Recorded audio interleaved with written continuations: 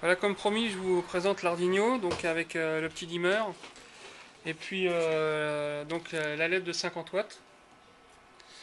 Donc là, j'y suis toujours sur mon alimentation de labo. Donc là, c'est l'Arduino qui le pilote actuellement, hein.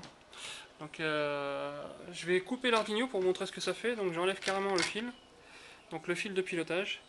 Donc là, on se retrouve avec la LED à fond, ou pratiquement, puisque c'est 1750 milliampères. Donc là, le système fonctionne correctement, mais à fond. Donc dès qu'on branche le PWM de l'Arduino dans le bon sens, ce sera mieux. Voilà. Donc là, vous avez peut-être vu, ça a baissé un petit peu en luminosité, puisque lui, il n'est pas à fond. Donc voilà le dimmer. Donc j'ai fait un petit dimmer sur une plaque, hein. Il y a un refroidisseur qui est complètement froid. Là, il est surdimensionné, je dirais. C'est parce que j'ai d'OTC à faire pour limiter le courant. Donc ça risque de le faire chauffer un peu. En circuit, bon bah j'ai fait un truc vraiment basique, hein. Donc là, on n'a vraiment pas grand chose, et encore, on pourrait presque se passer de ces composants-là. Mais bon, ça évite des retours dans l'Arduino au cas où il y a un problème. Donc ça, c'est un optocoupleur.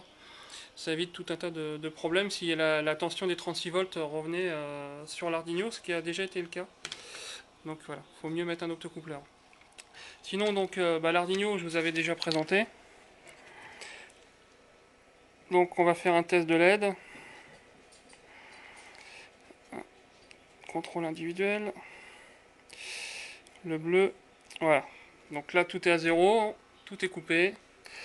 Et donc là, on a zéro courant. Donc je vais le augmenter. Donc on voit qu'il s'allume vraiment très faiblement. Il démarre tout de suite. Et puis ainsi de suite, hein. Donc ça, c'est le même principe que ce que j'avais déjà montré avec la LED de 10 watts. Voilà, donc bon, je vais aller un peu plus vite. Voilà, on monte, hein. Donc ça dîme sans problème. Alors les scintillements que vous voyez, nous on les voit absolument pas, hein. C'est la caméra qui visualise quelque chose. Moi je les vois absolument pas à l'œil nu en tout cas.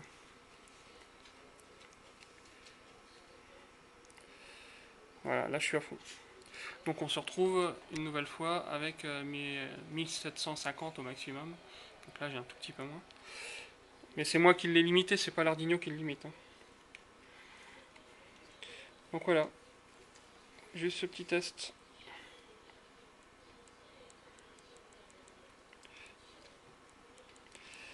Hop, on va remettre à zéro. Voilà.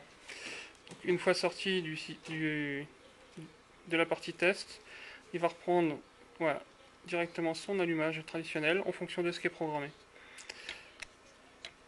Voilà, à la prochaine.